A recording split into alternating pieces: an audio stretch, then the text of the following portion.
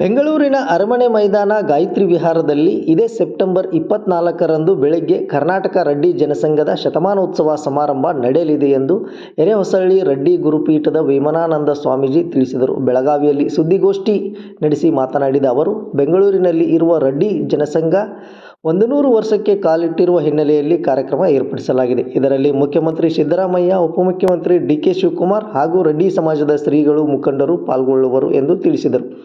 ಕರ್ನಾಟಕದಲ್ಲಿ ರೆಡ್ಡಿ ಸಮುದಾಯ ಜನಸಂಖ್ಯೆ 35 ಲಕ್ಷಕ್ಕೂ ಹೆಚ್ಚಿದೆ. ಆದರೆ ಕಾಂತರಾಜು ವರದಿಯ ಪ್ರಕಾರ 7 ಲಕ್ಷ ಜನಸಂಖ್ಯೆ ಎಂದು ತಿಳಿಸಿದ್ದಾರೆ. ಇದರಿಂದಾಗಿ ಸರ್ಕಾರದಿಂದ ಸೌಲಭ್ಯ ವಂಚಿತರಾಗಿದ್ದೇವೆ. ಹಾಗಾಗಿ ಸೆಪ್ಟೆಂಬರ್ 22ರಂದು ನಡೆಯಲಿರುವ ಸಮೀಕ್ಷೆಯಲ್ಲಿ ರೆಡ್ಡಿ ಸಮುದಾಯದವರು ಉಪಪಂಗಡಗಳನ್ನು ಬೆರೆಸದೆ ಧರ್ಮದ ಕಾಲಂನಲ್ಲಿ ಹಿಂದೂ ಮತ್ತು ಜಾತಿ ಕಾಲಂನಲ್ಲಿ ರೆಡ್ಡಿ ಎಂದಷ್ಟೇ ಬರೆಸಬೇಕೆಂದು ತಿಳಿಸಿದರು. ರಾಜ್ಯದಲ್ಲಿ 5-6 ಪಂಗಡಗಳಲ್ಲಿ ರೆಡ್ಡಿ ಸಮುದಾಯ ಹಂಚಿ ಹೋಗಿದೆ. ಇದರಿಂದ ಕಡಿಮೆ ಜನಸಂಖ್ಯೆ ಎಂದು ತೋರಿಸಲಾಗುತ್ತಿದೆ. ಇದನ್ನು ತಪ್ಪಿಸಲು ಹಿಂದೂ ರೆಡ್ಡಿ ಎಂದಷ್ಟೇ ಬರೆಸಬೇಕು, ಜಾಗೃತಿ ಮೂಡಿಸುತ್ತಿದ್ದೇವೆ ಎಂದು ವಿವರಿಸಿದರು.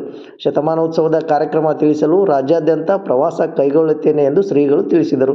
ಈ ಸಂದರ್ಭದಲ್ಲಿ ಲಕ್ಷ್ಮಣ್ ರೆಡ್ಡಿ ಉಪಾಧ್ಯಕ್ಷರು, ಕರ್ನಾಟಕ ರೆಡ್ಡಿ ಜನಸಂಘ ಬೆಂಗಳೂರು, ಕೃಷ್ಣಾರೆಡ್ಡಿ ನಿರ್ದೇಶಕರು, ಜನಸಂಘ ಬೆಂಗಳೂರು, ಬಾಬುರೆಡ್ಡಿ ಬೈರತಿ, ಪ್ರಭಾಕರ್ ರೆಡ್ಡಿ, ಶಾಂತ್ ರೆಡ್ಡಿ, ರಾಜು ರೆಡ್ಡಿ, ಐನಾಥ್ ರೆಡ್ಡಿ ಬಳ್ಳಾರಿ, ಅಚ್ಯುತ್ ರೆಡ್ಡಿ, ಕಾಂತು ಜಾಲಿಬೇರಿ ಉಪಾಧ್ಯಕ್ಷರಾದ ಬೆಳಗಾವಿ ರೆಡ್ಡಿ ಜನಸಂಘ ಹಾಗೂ ಬೆಳಗಾವಿಯ ಮಂಜುನಾಥ್ ಪಾಟೀಲ್, ನಾರಾಯಣ್ ಕೆಂಚರೆಡ್ಡಿ ಮತ್ತು ಎಲ್ಲ ತಾಲೂಕು ಅಧ್ಯಕ್ಷರು, ಬೆಳಗಾವಿ ಜಿಲ್ಲೆ ರೆಡ್ಡಿ ಸಂಘ ಮತ್ತು ಪದಾಧಿಕಾರಿಗಳು ಹಾಗೂ ಸದಸ್ಯರು, ಬೆಳಗಾವಿ ರೆಡ್ಡಿ ಜನಸಂಘ ಮತ್ತು ಬಾಲಾಜಿ ದೇವಸ್ಥಾನ ಕಮಿಟಿ ಸದಸ್ಯರು ಹಾಗೂ ಬೆಳಗಾವಿ ರೆಡ್ಡಿ ಸಮಾಜದ ಪ್ರಮುಖರು ಈ ಸುದ್ದಿಗೋಷ್ಠಿಯಲ್ಲಿ ಭಾಗಿಯಾಗಿದ್ದರು.